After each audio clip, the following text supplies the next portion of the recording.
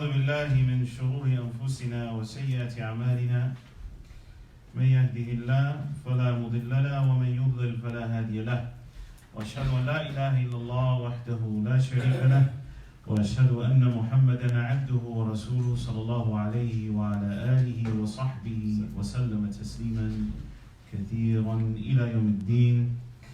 أما بعد, we've in these series that we've covered, we actually started with a very important book by Shaykhul Islam Ibn Taymiyyah rahimahullah. Who remembers what it was called? It was in January or February 2 years ago, 2018. Al-Aqidah al-Wasatiyya. Not Wasatiyya. Al-Wasatiyya. What's the difference between al-Wasatiyya and al-Wasatiyya?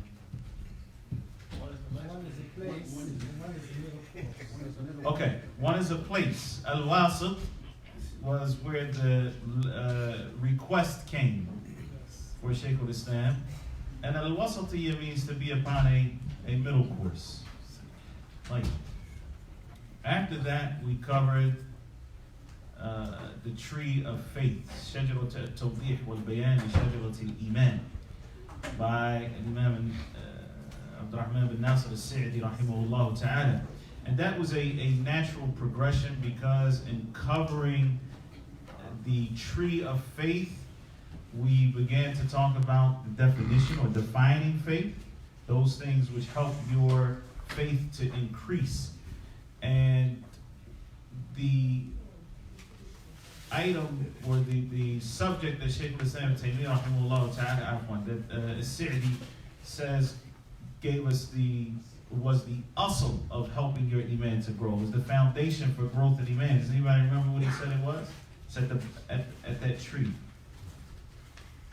That helps your iman to grow. Anybody remember? Pondering the book of Allah. Which the most important aspect of the book of Allah is what? Tadabbur what though? I want you to remember this stuff. Why do we even study? It serves as the impetus for the next 20 weeks after Tawhid wal Bayan. Sorry? Establish the relationship with Allah. So establishing that relationship with Allah. So pondering over the book of Allah. But Allah Azza wa Jal revealed His book so that we would know who He is, subhanahu wa ta'ala. Okay? So that we know who He is and that we worship Him accordingly. And so knowing who Allah subhanahu wa ta'ala is through knowing Him through His names and attributes. So the next 20 weeks, 10 weeks, and then 10 weeks, we covered names and attributes of Allah subhanahu wa ta'ala. One of the primary subjects in the Quran, after knowing Allah subhanahu wa ta'ala, is belief in the hereafter. All of this revolves around belief in the unseen, which Shaykh Hanif was just talking about. And so then we covered belief in the hereafter for 6 weeks, last summer. And then immediately after that, followed it again with the hereafter from Al-Aqidah Al-Wasatiyya with the explanation of Shaykh Tahir rahimahullah ta'ala. So that we could get a very, a more in-depth look at the belief in the hereafter. So everything that we covered Aqidah in general, and then we dealt with Iman specifically. We dealt with the names of Allah subhanahu wa ta'ala and knowing who Allah is, and we've dealt with the hereafter. I just want us to understand, where this journey that we've been on through this the subject of Aqidah. Today, inshallah ta'ala, we're going to start a 10-week course on another very important subject in Al-Aqidah, because it defines now not who Allah subhanahu wa ta'ala is, but what our relationship is to our Creator subhanahu wa ta'ala. Okay? And that is why we're covering the subject of Al-Ubudiyyah, which is actually, even though it says a treatise on worship in Islam, we're going to cover both worship and servitude. And those are two different things. They're closely related, but we'll see that they're actually different, inshallah ta'ala. Before we actually get into the topic, as you all know, we're going to get the juices flowing. Before you do that, though, I do, for those of you who are teenagers, or who have teenagers in your family, or you work with youth, I know this is diversion from the topic, but I sincerely want you to help us to help those youth. As many of you know, we have a Vision 2020 here for UMM, and part of that is developing programs for the youth. In developing programs for the youth, a lot of times people make the mistake of not getting the youth involved. And the reality is that they're youth. They're not, without their own intellects and without their own desire to understand certain things. So to exclude them from the process, a lot of people say, hey, we make these programs for the youth, but they don't come. Well, that's because they don't want to come. So the reality is we're trying to develop programs that they want, and we'll give them what they want and what they need, inshallah ta'ala. So if you can go to ummonline.org, you'll see a link for a survey for Muslim youth or something. I'm not exactly sure. What's it called on the website? You don't remember? Okay, he'll look it up for us now. You go find that link, inshallah. Send it to youth that you have, Muslim youth that you have in your family, and what you'll see, it'll take them only 2 minutes, inshallah. But what it will do is allow them the opportunity to tell us what they find important. Do they find personal safety and how to take care or how to protect their homes? Do they find that to be an important subject? Do they think that all teenagers should learn how to drive and how to take care of a car, for example? Those are things that, inshallah, once we are able to understand what they want, we'll be able to offer them those things along with the Islamic principles that are very important to understand and guiding, those aspects of their lives. And this is part of our life skills subcommittee of our youth and family committee. So inshallah ta'ala, I just want to make that note because it's very important that we get that information, that we are able to process that data and develop programs that are important to them. Tayyip. Let's get your juices flowing. Bismillah. Read these questions if you will. By the end of tonight's lesson, you should be able to answer the following questions. Why did Ibn Taymiyyah, rahimahullah, write this book? What are the main topics of this book? Why is this important to us? What is the author's definition of al-ibadah? Ibn Taymiyyah, rahimahullah, mentioned several reasons why the subject of ibadah is important. Name them and mention some of the proofs he offers under each reason. Slides upstairs. Okay. Tayyip. Anybody want to take a stab at it? Why did Shaykhul Islam write this book? Anybody? People were worshiping Allah how they wanted to worship Allah. Because people were worshiping Allah. Let me just, I'm going to give you a hint. Why did Shaykhul Islam write almost every book that we ever call a book? Yes. Because somebody asked him a question. As we'll see, inshallah ta'ala. Bismillah. If you will, Sheikh, open up to page 10. I just want to go through the Translators Note. This is the actual book that we're going to be using. Coming to class without your book, as I mentioned earlier, is like making umrah without ihram. So when you come to class, you need to bring your book. This is a class, it's not a lecture. This is class, it's not a lecture. I just want that to be clear. So your ability to benefit from the class without having a book is going to be severely limited. It's really that simple. You'll be able to follow along with some things, but you're going to miss a whole lot if you don't have the book. This book is available. I don't think it costs that much. And the translator is Nasiruddin al-Khattab. There is another version of this. It's been out since maybe the late 80s, definitely the early 90s. It's also under the title Ubudiyyah, but I think they translated it as servitude to Allah. And it was translated by Abdullah al-Makkawi, Hafidhahullah ta'ala. I don't know much about him, but I know he was in New Jersey back in the 90s. Now he's in Riyadh. Again, I don't know much about him. I know that some of the brothers here in Philadelphia used to travel up to Central or North Jersey and study with him.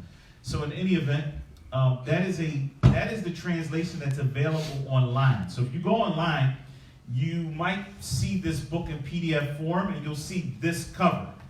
But it's going to be a different translation. And it's not a complete translation of the book. So you should get this book and not rely on the one that you see online. So I only know of 2 translations of this book. There may be a third one. For some reason, I kind of remember there being one. But I only know the 2. Abdullah Makawi, which is online, and this one, which I do not believe is available online. Though you will see this cover. It's not available online. So you need to purchase this, inshallah. Tayyib, turn to page 10. Just, I want you to read the Translators Notes real quick. Go ahead. Ibn Taymiyyah wrote in the style of the great scholars, which differs from the chapter headings and bullet point style favored in the late 20th century.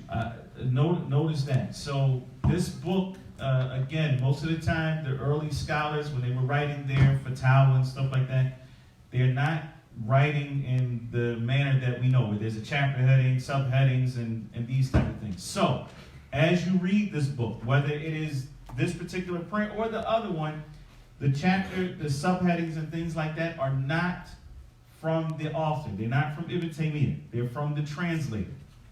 Just be clear on that, because sometimes it may not exactly match up. Another person who does it, or another book that you should be aware of that is of the same, that follows that same rule, is the Sahih of Al-Imam Muslim. Everybody heard of that book? Sahih Muslim? Okay. When you open up Sahih Muslim, don't you see chapter headings and so forth? Right? Who wrote those chapter headings? Hint, it was not Imam Muslim. So it's not okay to say Imam Muslim gave this hadith the chapter heading such and such, which means that Imam Muslim, like Bukhari. Now Bukhari, he gives his hadith chapter headings, and that's where his fiqh is. That's why I say fiqh al-Imam Bukhari bi-tarajumi. Yani his fiqh, you can see what he understood from the hadith, from the chapter heading that he gives the hadith. Imam Muslim did not put chapter headings for his hadith. All right, if anybody want to take a stab, who did? No. And Nawawi, rahimahullah. Okay? Imam and Nawawi. So you see the chapter headings there, and Sahih Muslim is not from Al-Bukhari. Here, when you see chapter headings and so forth, it's from the translator. Now, the scholarly tradition of writing discusses matters in great detail, introducing everything that is connected to the topic, no matter how subtle, no matter how indirect, how subtle the connection.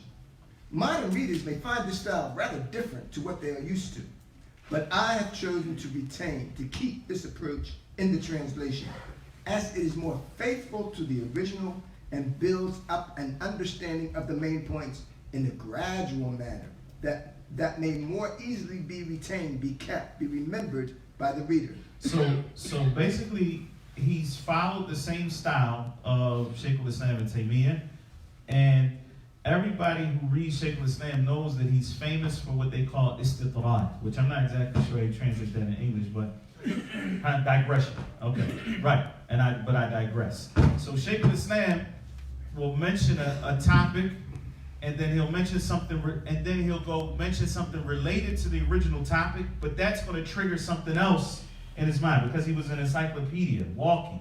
And so then he goes, and 10 pages later, he'll say, and second of all, and literally, Ibn Rajab does this frequently as well. But Shaykh Islam is famous for this. And you're saying second of all, and you have to flip back and say, well, where was first of all? You forgot that there wasn't first of all. And so you have to flip back. But this is the way his mind works. And you start to see these connections. What we're going to try to do is right here in this book as well. Right here, and you'll see it. What we're going to try to do is keep things together by showing you when he's going off, and then when he came back to his original topic. And I'll talk about that a little bit more as we go along, inshallah. However, in deference, that is, giving a little respect and priority to the rush pace of modern life, subheadings have been introduced so that readers who prefer to scan the list of contents or dip into different parts of the books may find it readily accessible. Mm-hmm.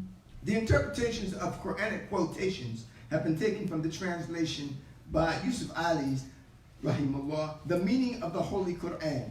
Archaic, that is that old language, archaic language has been modernized, e.g. So this book was published in 1999, if I'm not mistaken. And that was one of the, basically that was the translation that was available. I mean, there were a few others at the time. But that was the main translation, and it was with the archaic language that had been modernized. Mm. For example, thou and goeth have been changed to you and goes. Biblical style language has also been altered. Actually, that's what thou and goeth. Such as changing servant of Allah to slave of Allah. Why he said biblical style language, and I think this ties in directly to what was just being dealt with in the previous lesson, is that we come to the Quran, a lot of the sunnah of the Prophet ﷺ, and the language that comes to us, we come with our own preconceived notions.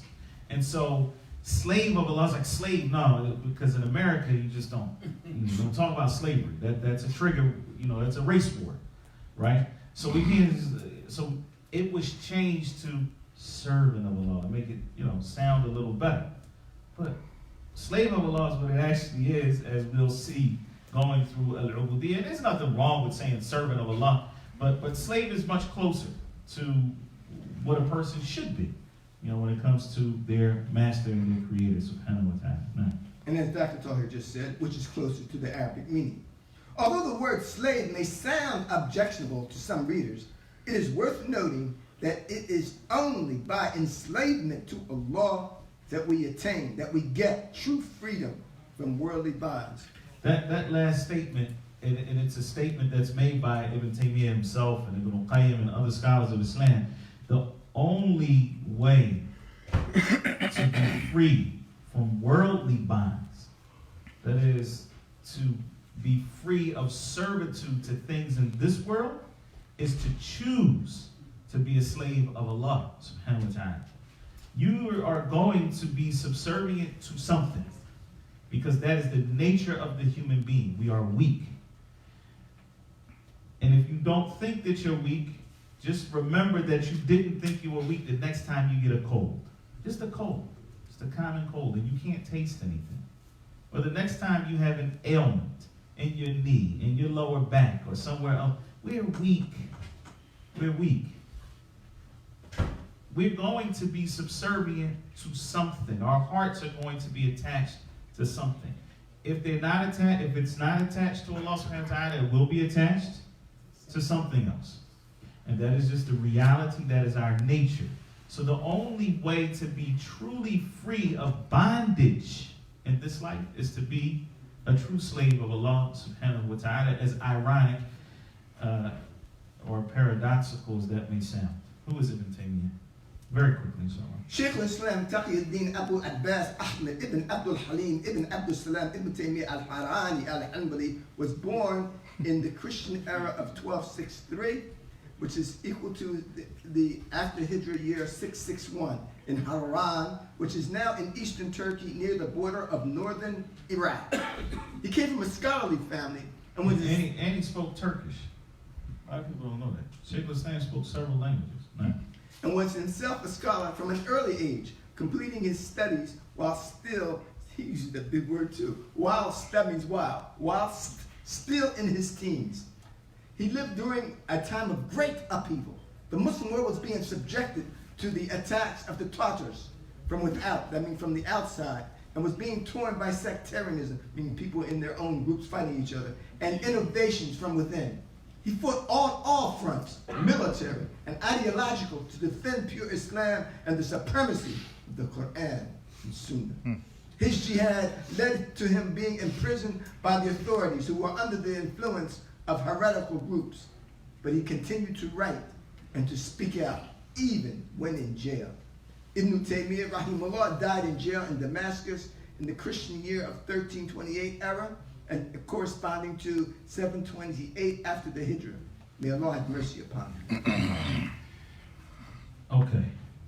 So, what we're going to get into now is the introduction of the book, and I put the question up here so that you could see why Shaykhul Islam Ibn Taymiyyah wrote this book, and then we'll get into some of the specifics, inshallah ta'ala. Now,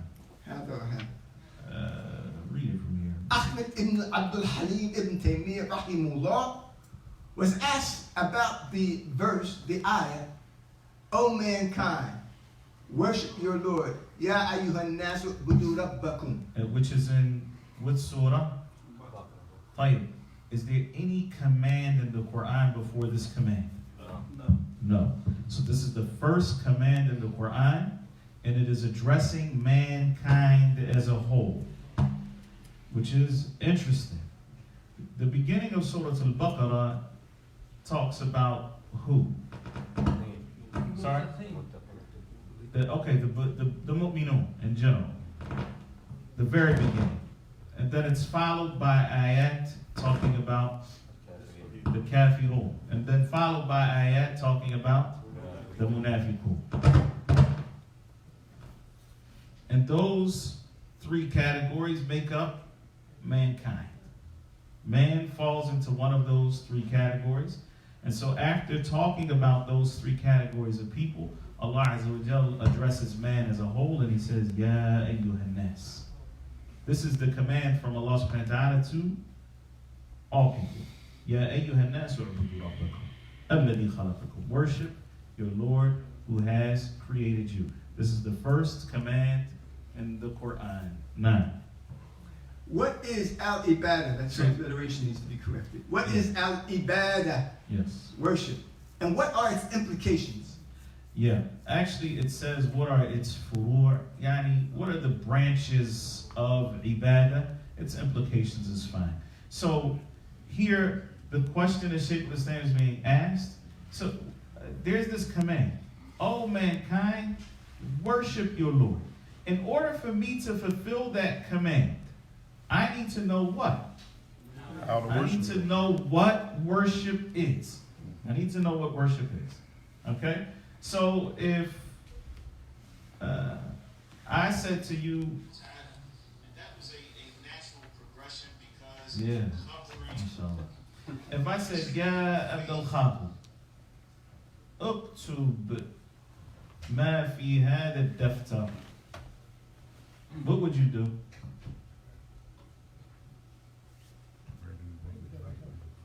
Huh? What would you do? Man. You would ask what? What does uktub fi hada daftar mean? Right? Because I'm not understanding that. I'm not understanding what you're saying to me. I need to understand. So, here, if Allah subhanahu wa ta'ala is telling us to worship Him, then we need to understand what is worship. What is considered to be worship? What isn't worship? Okay, that's very important for us to understand. Now, what are its implications? Mm-hmm. Does it encompass? Does it mean also that that it's applied to the entirety of the deen? That doesn't encompass the entirety of the deen. Doesn't mean is it applied to the deen. It means is all of the deen included in the term ibadah. That's what the question is asking here. Is every aspect of our deen included when we say the word ibadah? Yeah. What is the real essence, the core of al-Ubudiyyah, servitude? Right. Is it the highest level of achievement that one can reach in this world and in the hereafter? Or is there something better? Please expound. Please talk about that. Right. Okay. So, sorry.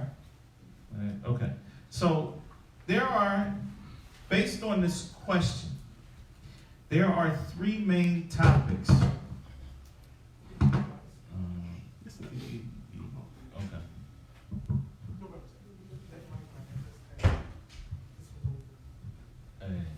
Okay. So يعني نغير.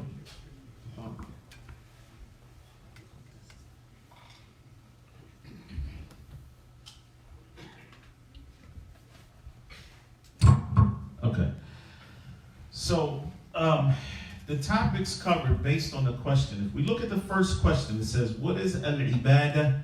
What are its implications? Does it encompass the entirety of the deen? We're going to cover 3 topics. The first one is the definition and scope of al-ibadah. And that's because Shaykhul Islam was asked, what is ibadah? He was also asked about the word deen. And is deen covered? Is it encompassed by the term ibadah? Are these terms synonymous? What does the word deen mean? What does the word ibadah mean? How do they intersect? So understanding that is going to be very important for us, understanding the terminology and the language. The second part, or the second topic, because there's no parts per se. Even though this particular translator breaks it down into 5 different parts, it really aren't parts. Shaykhul Islam starts one place. He goes and then he dips into another place. He comes back to the first place. Then he goes back to the second place. He introduces a third topic. Then he goes back to the second topic, literally. So but the second major issue covered is how to become a true slave of Allah subhanahu wa ta'ala. So the first part is al-ibadah. The second part is al-ubudiyyah.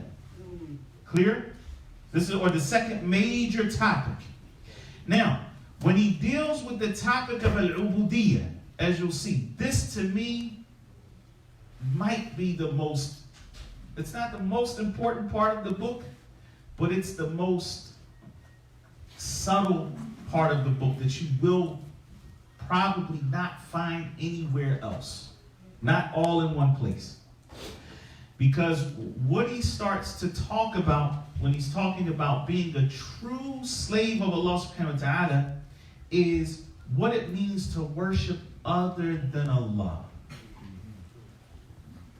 And so a lot of times, what people think when they think about worshiping other than Allah is they think, oh, Quraysh, 360 idols around the Kaaba, and people walking around worshiping these different idols.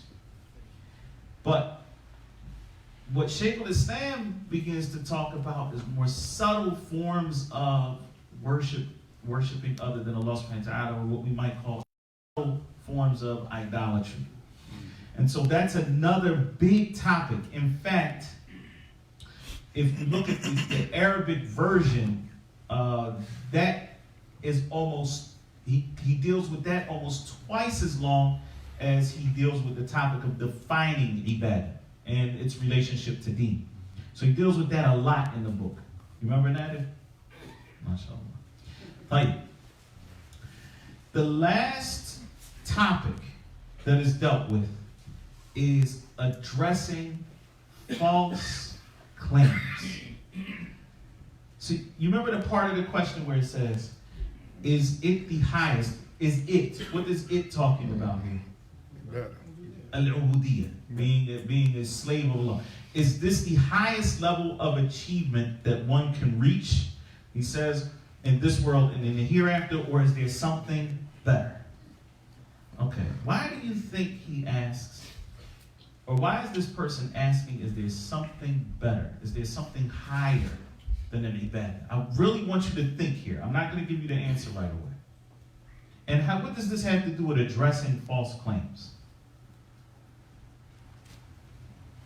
Whether or not people were doing something thinking that it was higher. Okay, so apparently there were people who were doing something that they thought was at a higher level than al-ibadah. Very good. Very good. MashaAllah. Barakallahu feek. That's correct. And so what happens is Shaykhul Islam dedicates a major portion of his book to deal with those claims. And primarily, as we'll talk about in a minute, primarily he is addressing the claim of there's this elastic term, if we can use it, of the people of Tasawwuf. Okay? So there were and still are groups of extreme Sufis who claim, or practitioners of Sufiyyah, that claim that there is something higher than ibadah. In fact, a person can get to a level where they don't have to worship anymore. where they don't have to worship anymore. And so these are the claims that Shaykhul Islam Ibn Taymiyyah rahimahullah ta'ala is going to deal with in this book. So, that being said, let us look very quickly before we go into page 15, which will be the beginning of the book. Read this right here, Sheikh. Lacking comprehension of al-ibadah. So, what I briefly want to talk about right here is the importance or the danger of not understanding the term of worship or al-ibadah, not understanding how important this subject is. And so I've broken that down into two areas. One is conceptualizing worship. Why is it important for us who live in this particular society to study what worship is? Number one, because this is a secular society, or a society that follows the ideology of secularism, which means what? Anything. Separation. Okay, separation of? Religion and Church and state. Not just religion and state. Right, who said it? Now, that basically religion should be separated from everything, not just political affairs, but even civil affairs. Don't get religion involved in this. Religion has no place in everyday life. Religion should be for the houses of worship, right? Masjid, your temple, the church, or whatever else. Leave it there. And over here, religion doesn't have a space or a place. That is the philosophy of this particular society that we live in, or so the saying goes. And when we really understand what worship is, then we'll see that worship actually has to touch every aspect of our lives. And without that true understanding of worship, we can easily fall victim to a secularist mentality. Easily. And it has happened to many people who claim that they are Muslim. Okay? So it's very important, by understanding the depth of worship, it will allow us to really see how worship ties into every aspect of our lives. The second point is a tawhid versus shirk. What is tawhid? Singling out. To single out. Wahada yuwahidu is to single something out. So a tawhid is to single out Allah subhanahu wa ta'ala with your worship and worship. When the Prophet alayhi salatu wasalam sent Mu'adh to Yemen, he said, "Innaka ta'ti qawman ahla kitab." You are going to a people that are from the people of the book. They are people who have received scripture in the past. فَلْيَكُنْ أَوَّلَ مَا تَدْعُوهُمْ إِلَيْهِ عِبَادَةَ اللَّهِ. So let the first thing that you call them to be the worship of Allah. In another narration, فَلْيَكُنْ أَوَّلَ مَا تَدْعُوهُمْ إِلَيْهِ أَنْ يُوَحِّدُ اللَّهِ. So the first thing that you call them to be the tawheed of Allah. So worshiping Allah alone is tawheed. Like, what is shirk? Associating partners with Allah in what? In worship. In worship. Right. So, if one worships Allah alone, notice the concept of worship. One worships, and that worship is sincerely for Allah. That is called a tawheed, which is why we were created. If one worships, but that worship is directed to Allah and other than Allah, then that is called shirk, which is the worst of sins. So by understanding what worship is, one can direct it to Allah subhanahu wa ta'ala alone. By not understanding what worship is, one may be worshiping other than Allah subhanahu wa ta'ala, but not calling it worship even though it really is. So we have to understand what worship is to avoid the most abominable of all sins, which is shirk. Now, Like worshiping the basketball player, what's his name? Another very important benefit that we get from understanding worship as a whole is that we are able through that to avoid heretical practices. What do we mean by heretical practices? Practice that you have a habit doing. No, not just that you have a habit. No, a habit. What did you say you had? Things passed on. Things that may have been passed on from your forefathers. Sorry? Parents. What would we call that in Arabic? Stop up. لا مش العادات والتقاليد بس لا heretical practices man bid'ah that the Prophet ﷺ used to warn against. The Prophet ﷺ in every khutbah, what would he say? وَإِنَّ أَصْدَقَ الْحَدِيثِ كِتَابُ اللَّهِ وَخَيْرَ الْهَدِيِ هَدْيُ مُحَمَّدٍ صَلَّى اللَّهُ عَلَيْهِ وَسَلَّمَ وَشَرَّ الْأُمُورِ مُحْدَثَاتُهَا. That the most evil of affairs are those which are newly invented, yani heretical practice. فَكُلُّ مُحْدَثَةٍ بِدْعَةٍ. Every innovation is a bid'ah. It's a heresy. Okay. What does that have to do with worship? I want you to put your thinking caps on. Because you hear this stuff, but you really have to make the connections. What does understanding the term ibadah have to do, and what it encompasses? What does that have to do with heretical practices? Because people were coming up with things trying to get closer to Allah. Aha. Because people are doing these practices trying to get closer to Allah subhanahu wa ta'ala. Okay, keep going. So they're trying to get closer to Allah, which means they're trying to worship Allah. What's the problem? Yes. It hasn't been, Aha. Okay, but those practices haven't been prescribed by Allah subhanahu wa ta'ala or His messenger, which means that Allah does not love those things. Stay with me. Okay, so let's before we go, let me get you. Everybody can see that? Yeah, do what?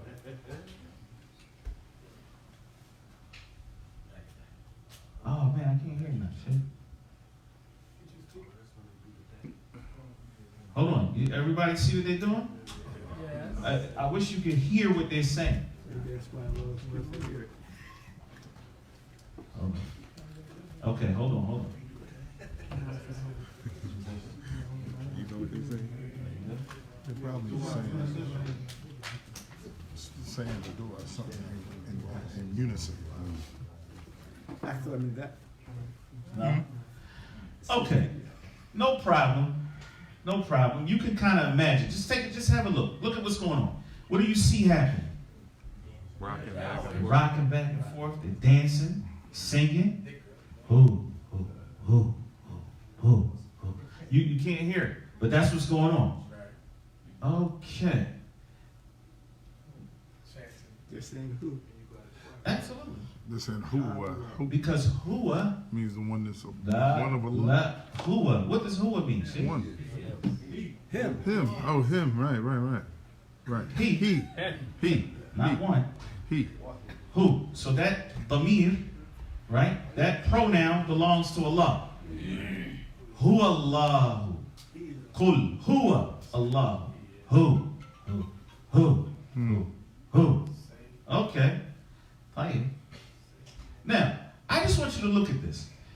Without even hearing it, have you ever read anything in the Quran or Sunnah that made you think that the Sahaba or the Prophet did anything that looked like that? Okay. So is that considered to be ibadah? They consider it to be one of the highest forms of ibadah. This is very important. You understand this. But why? Because the conceptualization of what worship really is hasn't sunk in. And that it is Allah Azza wa Jal's right alone to determine what worship is. So as we study, we will see, bi'idhnillahi ta'ala, the definition of worship and how it relates to these other topics that we're talking about. Very important for us to understand. Because the reality is that this isn't something this is on YouTube, by the way. This is not something that's going away or going away. They do this here in Philadelphia. It's not like a big time. Yeah. Okay. What I'm saying is that, in fact, some prominent, without mentioning any names, some prominent du'at, they started their career as part of the Murabitun, which is a branch of the Darqawiyya, which is under the Shadiliyya Turk, yani these Sufi orders, okay? The Alawiyya, the Tijaniyya, I mean to the end of it. Sufi orders all over the place. Now, why is this also important for us to understand? This terminology obviously did not exist during the time of the Prophet ﷺ. In fact, the term tasawwuf, just so that we understand very clearly, many people believe that tasawwuf is equivalent to the word tazkiyah, and it's not. Tazkiyah, which means what? Purification, is directly from the Quran. It is from the maqasid, it is from the objectives of why our Prophet ﷺ was sent. As Ibrahim ﷺ made dua for this ummah, رَبَّنَا وَبَعَثْ فِيهِمْ رَسُولًا مِّنْهُمْ يَتْلُو عَلَيْهِمْ آيَاتِكَ وَيُعَلِّمُهُمُ الْكِتَابَ وَالْحِكْمَةَ وَيُزَكِّيهِمْ. So he said, oh Allah, send among them a messenger from them, reciting to you your verses, your ayat, your signs, teaching them the book and the hikmah, and purifying them. Yuzakki tazkiyah, and purifying them. Tazkiyah is a word from the Quran. Nobody can come say it. No, you can't do, we shouldn't focus on tazkiyah. No, we should focus on tazkiyah. We should focus on purifying ourselves. But to equate that with the term tasawwuf, which now somebody comes and makes wala wal bara'ah, meaning that they associate with some people and disassociate with others because of what tariqah or order they belong to. You're Tijani, man, you're good. You're not Tijani, we got problems. Shadili, we're good. You're not Shadili, you're Naqshbandi, we're good. You're not, then we're no good. You understand? And so this is what happens when people adopt these different terminologies and practices that were not part of the Islam that the Prophet ﷺ taught us. And so what happens as a result, what happens now when I stick to a particular view and I disassociate with you because you are not following that view, what happens? We split. There's sects. The cause of the sect was what? Bid'ah. That was what caused this one to separate into another group. This is why the Prophet ﷺ said that the Yahud did what? They split into 71 sects. The Christians into 72. And this ummah will split into 73. Based on what? Bid'ah. Based on bid'ah. And all of them, the Prophet ﷺ said, are threatened with the hellfire. Except for one, مَا أَنَا عَلَيْهِ الْيَوْمِ وَأَصْحَابِي, that which I and my companions are on today. In other words, that if a person wants to try to determine, well, wait a minute, there's all these different sects. Who's right? You try your best. You may not succeed, but you try your level best to follow it the way that the Prophet ﷺ and his companions did. And you'll see certain practices, and you'll just say, subhanAllah, I've never seen anything that halfway resembles that in 50,000 hadith. And you can read the Musannaf Abdul Razak, the Musannaf Ibn Abi Shaybah. You look at what the Sahaba did, you won't see anything that resembles some of these practices that you see. Why? Because we're not properly conceptualizing what worship that is loved by Allah subhanahu wa ta'ala is. Okay? It's very important that we have a proper understanding of al-ibadah. Okay. Then we will be able to do part 2, which I have here, which is actualizing servitude, becoming a real slave of Allah. And it is through becoming a real slave of Allah subhanahu wa ta'ala that you become free. It's where the real freedom is. Because you're free of everybody. You are not concerned with this person. Thinks about you, their judgment of you to the end. Do you know how, look, do you know how free that makes you? Seriously. Seriously. How long does a person spend in the morning getting dressed, looking in the mirror, making themselves up, all for what? For themselves? So that they will be judged a certain way when people look at them. But what if you were free from that? What if you didn't have those shackles? And so many other aspects of life. So the reality is that actualizing servitude to Allah subhanahu wa ta'ala is when the heart becomes free. Shaykhul Islam, under this topic, he talks about what is known as the complete worship. التعبد التام لغير الله سبحانه وتعالى. The complete worship of other than Allah subhanahu wa ta'ala. He wants us to understand that there are other forms of worshiping other than Allah that do not take one outside of the fold of Islam, though they are considered to be sinful.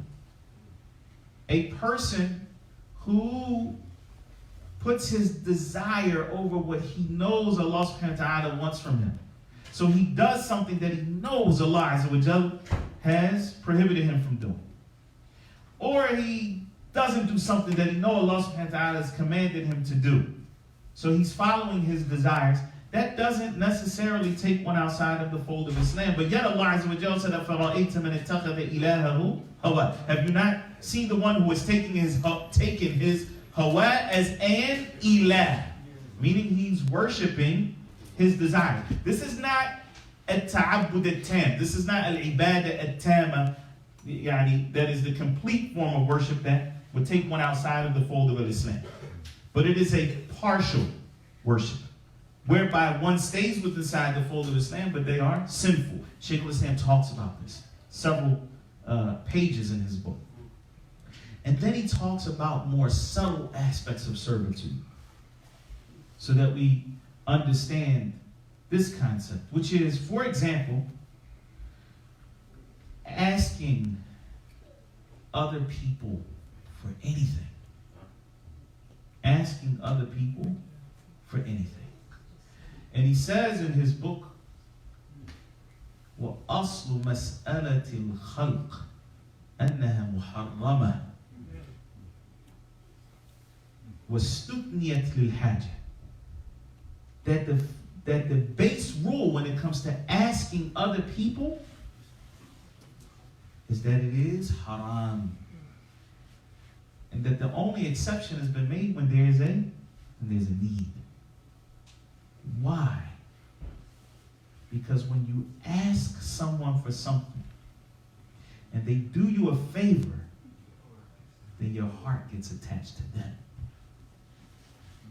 And Allah Azza wa Jal created this heart to be attached to Him and Him alone. These are subtle aspects. These are the more subtle aspects. And he gives several examples so that we can be able to understand, for example, when the hadith, when the Prophet ﷺ says, Ta'isa abdu dinar. Wretched is the one who worships the dinar and the dirham, those gold coins, the silver coins, the money. What does that mean? Does that mean that this person is an abdu dinar, that is the outside of the fold of Islam? Perhaps. So these are some, or is it in fact that he's still a Muslim, okay? But he's fallen into that aspect of partial worship. So when we understand worship as a whole, it really will help us to understand these texts, to put them into context, and to understand better how to be worshipers of Allah subhanahu wa ta'ala. We're going to go through the first part of the book. It's not 8:30 yet, is it? No. Dimensions of ibadah. That is different ways of looking at ibadah. Ibadah, which is translated here as worship, is a word that includes everything that Allah loves and is pleased with, whether it be words or deeds, open or hidden. Okay, perfect. So what are we talking about here? The definition of al-ibadah. Why is Shaykhul Islam defining ibadah? So that you would know what it is. La. He's defining ibadah. This person asked him, Wow, what is what is al-ibadah? Like, not every question is a trick question. So he starts off by defining ibadah. And this, without a doubt, is one of the best definitions and most comprehensive definitions of al-ibadah. It's very clear and it is very succinct, and it's amazing how he's covered so much ground with so few words. So what is al-ibadah? Y'all read it. Read it. Shaykhul. A word that includes everything that Allah loves and is pleased with, whether it be words or deeds, open or hidden. Okay. Words or deeds, so whether it is something that you say, But here's the thing. This is why sometimes translation doesn't give it justice. Al-qawl in Arabic is not just something that comes off the tongue. It is also what? It is also the affirmation of the heart. Just like when we say deeds, al-amal, actions are not just those things which are done with your limbs, but also the way those things that move the heart. So whether it is love, whether it is fear, whether it is hope, these are all considered to be actions. So this is why he says open, yani external, or hidden, yani those internal. And we'll cover some of those sections inshallah ta'ala. But a question, how do you know what Allah loves? How do you know? Sorry? He tells us? What do you mean? Like what? He told you, what did he tell you in the Quran? He told you he loves something in the Quran? Like what? Yuhibbukum Allah, if you do what? Allah will love you if you do what? If you follow the Prophet alayhi salatu wasalam. So he says, Qul in kuntum tuhibbun Allah. Say, if you love Allah, fattabi'uni, then follow me, yuhibbukum Allah. Allah will love you. Allah will love you. So then following the Messenger sallallahu alaihi wasallam is something that Allah loves. Inna Allah yuhibbu tawwabin. Allah loves those who repent. وَيُحِبُّ الْمُتَطَهِّرِينَ, and he loves those who purify themselves. Like, how else do we know that Allah loves something? So that's one way. He explicitly says, I love this thing. Like, what's another way that we know that Allah loves something or that he's pleased with it? From the sunnah? Who said that? Tawhid. Hiding back there. Nah. That Allah Azza wa Jal commands you to do that thing. So if Allah Azza wa Jal commands us to do something, then we know that Allah Azza wa Jal wants us to do that thing. And he wants us to do it because he loves it. He loves that. Yuhibbu. So when we look at the commands of the Quran, the command to have iman, the command to pray, the command to give zakat, then we know that these things are loved by Allah subhanahu wa ta'ala. Okay, it's important for us to even break down these definitions. So salah, which is prayer, zakat, fasting, hajj, speaking truthfully, fulfilling one's trust, treating one's parents with kindness and respect, upholding the ties of kinship, keeping one's promise, enjoining what is good and forbidding what is evil, striving in jihad against the kuffar and munafiqeen, being kind to one's neighbors, orphans, the poor, wayfarers, that's people who are traveling, slaves and animals, praying and making dua, remembering Allah, which is dhikr, or mentioning him, reading Quran and other good deeds, all come under the heading of ibadah. So all of these things have been commanded in the Quran or the sunnah of the Prophet ﷺ, and many times both, all of them are considered to be what? Ibadah. But under which category, based off of what we covered? The external, right? The open, that which is seen from al-ibadah. And even those are of two types. For example, recitation of Quran. You do that with what? With your tongue, right? Which is different than paying zakat, okay? Which is different from a salat, which is different from being dutiful to your parents. Truthfulness, however, is also with the tongue. So even those external deeds, some may be with the tongue and some may be with the limbs. Clear? Like, all of that comes under al-ibadah. Now, Similarly, loving Allah and His Messenger, fearing Allah, turning in repentance to Him, being sincere towards Him, patiently accepting His rulings, being thankful for His blessings, being content with His decree, putting one's trust in Him, hoping for His mercy, fearing His punishment, and so on, also come under the heading of worshiping Allah. so the worship of Allah subhanahu wa ta'ala includes all of these things, and Shaykhul Islam is just giving us examples. If we wanted to go into detail, salat we could cover for a year, zakat for half a year, seferagic lisan. I mean, we could, each one of these aspects, this is your life here. Everything that you see here, this is what we do as Muslims. And when we talk about the right side of this equation, which are those internal aspects of worship, those, many of them need to be mulazim lil abd. I mean, they need to be with you at all times. Okay? And some of them maybe at times and not at other times. Like the fear of Allah subhanahu wa ta'ala, which should be with you at all times, but at some times you may have more hope than you do fear. And sometimes the balance may be that you have more fear than hope. The love of Allah subhanahu wa ta'ala should always be with you. Tawbah, being sincere to Allah subhanahu wa ta'ala, showing your shukr to Allah subhanahu wa ta'ala should be constant. Okay? Now, Ibadah, that is worship of Allah, is the ultimate goal which Allah loves and with which He is pleased. It is the purpose for which He created His creation. As He says in the Quran, إِنَّمَا خَلَقْتُ الْإِنسَ وَمَا خَلَقْتُ الْإِنسَ وَالْجِنَّ إِلَّا لِيَعْبُدُونَ. I have only created jinn and men that they may serve, that is, worship me. At Dhariyat 56 verse. So these next 1, 2, in this particular book at least, next 4 pages, Shaykhul Islam Ibn Taymiyyah rahimahullah is going to talk about the importance and virtue of ibadah. Okay? The first point that he raises is that it is the purpose for which man and jinn were created, and that's enough to determine the importance of the subject.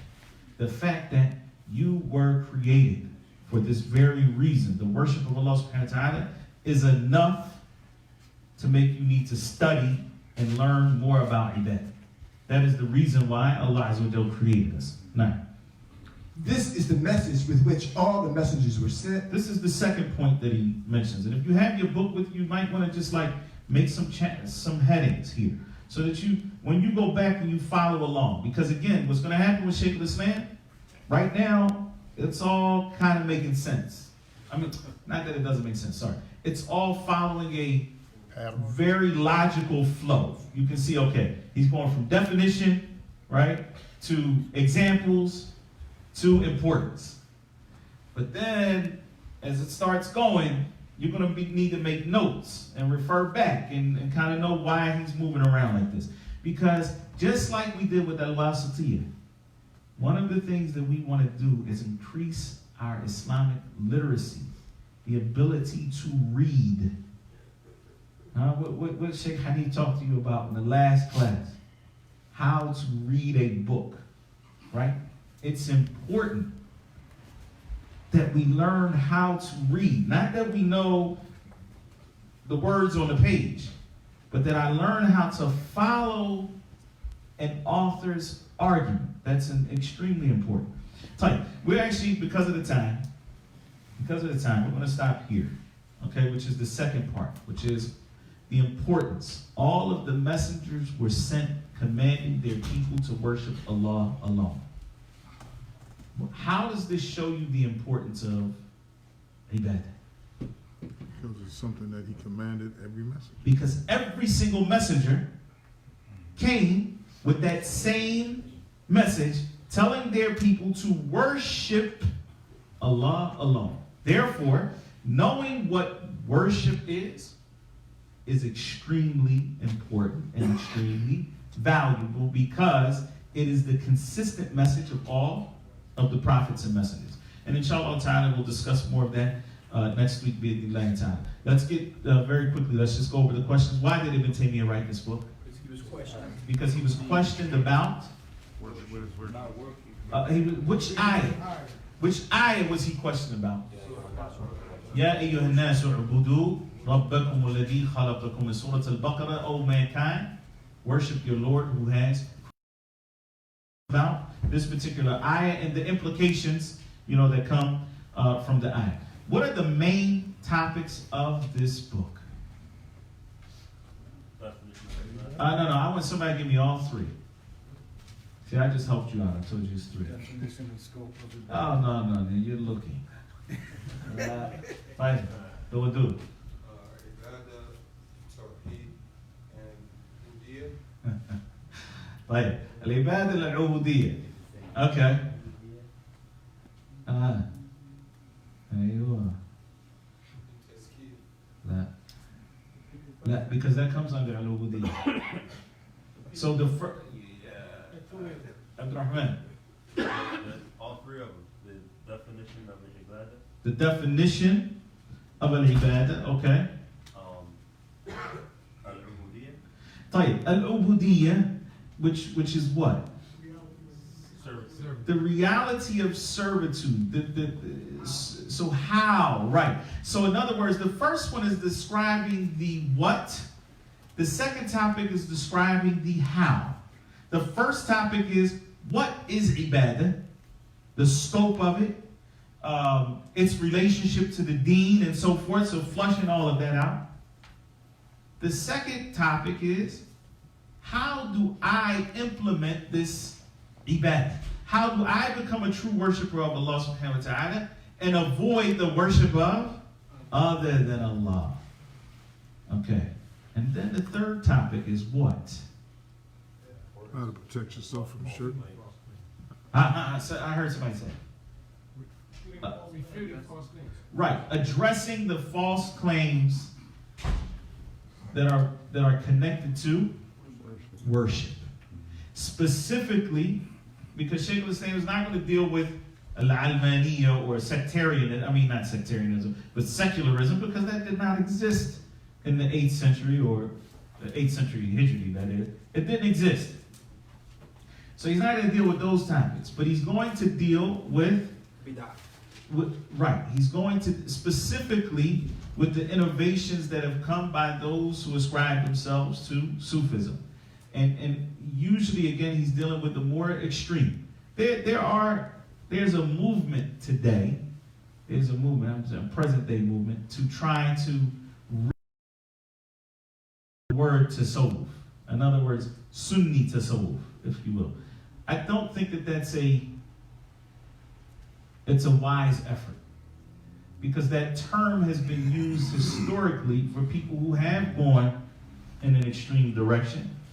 Let them have that term and let us stick to tazkiyah. Because our deen deals clearly. In fact, if you really think about it, if you gather up the adhkar of the Prophet ﷺ, those we clearly know about, attributed to the Prophet ﷺ and are sound, the dhikr of the Prophet ﷺ and the dua that the Prophet ﷺ made, it would take hours to do that in a day. The ones that are authentically narrated that he himself did, sallallahu alaihi wasallam, it would take a person hours. What happens when people innovate new ways to do dhikr is that they're going to replace, unfortunately, this is what happens every time, you replace the sunnah of the Prophet ﷺ with something that has been innovated. Okay? And if we stick to what the Prophet ﷺ did and said, wallahi, it's more than enough. We really cannot, actually implement everything that he ﷺ did. And so there's really actually no room for innovation. There's no room for it.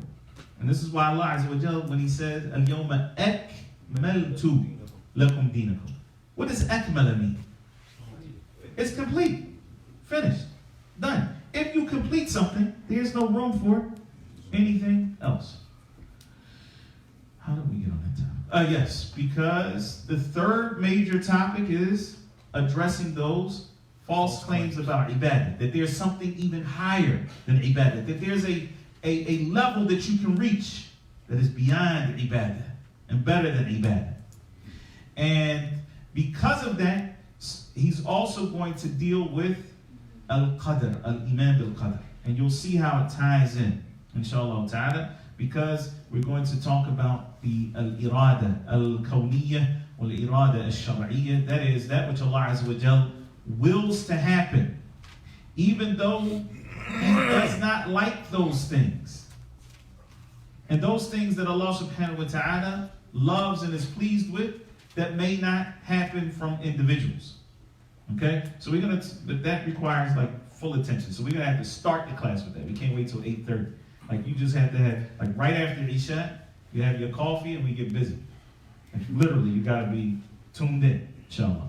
Like, what is the author's definition of al-ibadah? What is the author's definition of al-ibadah? Anything that Allah subhanahu wa ta'ala. You gotta raise your hand. You gotta raise your hand. Like, I saw somebody over here raise their hand. Like, fellow. Anything that pleases Allah, whether it be words or deeds. Everything that Allah loves and is pleased with, whether they be words or deeds, open or hidden, external or internal. Ismun jami'. That's where you start. It's a comprehensive term. Ismun jami' li kulli ma yuhibbuhu Allah wa yarda. It includes everything that Allah loves and is pleased with. Min al-aqwali wal-a'mal, whether it be statement or actions, al-zahir wal-batina, whether they be external or internal. So we have what? We have statements that are internal and statements that are external. And we have deeds that are internal and deeds that are external. Give me an example of an internal statement. This takes you back to the class on Shajr to the Iman. Qawl al-qalb. Yes, go do it. Your belief. Yes. Okay. So, right. Your affirmation, for example, that there's nothing worthy of worship except for Allah. That's an internal belief. That is a statement of the heart. Right. Give me an example of an internal deed. Mustafa. La. Internal. Amalun ish batini. Nah, the best. Tawakkul ala Allah subhanahu wa ta'ala. Right? Because this is internal. It's from the inside, but it's an amal. And there's movement of the heart, if you will. Like, give me an example of an external deed. Zakat. Salah. Kathira. And unfortunately, a lot of times when we think about worship, that's the first thing we think about. Salah, zakat, fasting, Hajj, and so forth. But all of that has to stem from where? from the heart. And that's why working on the heart is so important. It's so important. External statement. Astaghfirullah. Allahu Akbar. Dhikr of Allah, dua, recitation of Quran. No. Doesn't that also have to be? Yeah, it all stems from the heart. It stems from the heart, but it's still an external It's still an external statement. Ibn Taymiyyah mentions several reasons why the subject of ibadah is important. We covered 2 of them. Who remembers what they are? He mentioned several reasons. We only covered 2 today. Now, Rahman, that it is the purpose for which you were created. And so this is why the subject of ibadah is important. Number 2, the second thing that we covered. 9. No. Because all of the messengers came instructing us to worship him alone. The basic. And related to that, and they never brought anything other than that. That's coming, inshallah. Oh, okay. That's coming. Like, last thing. Can you think of any reasons can you think of a reason or reasons why it is particularly important for us to study this subject? Yes. To have a better relationship with Allah subhanahu wa ta'ala. Okay. I mentioned some things. Yeah, Akil. The last verse is sort of the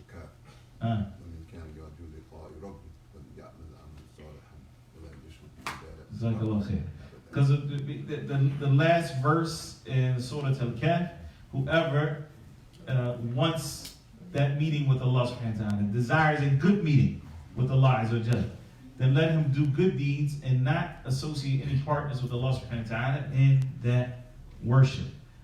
I mean, so we know how to properly worship. Jazakallah khair. So going back to the things that were mentioned in the class, it's important for us to study this subject so that we can know that we have a proper conceptualization of what worship is. Because if you do not have a proper conceptualization of what worship is, then you may fall into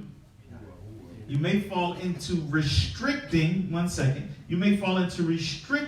worship to a particular area. Worship is something that you do in the masjid, and that's it.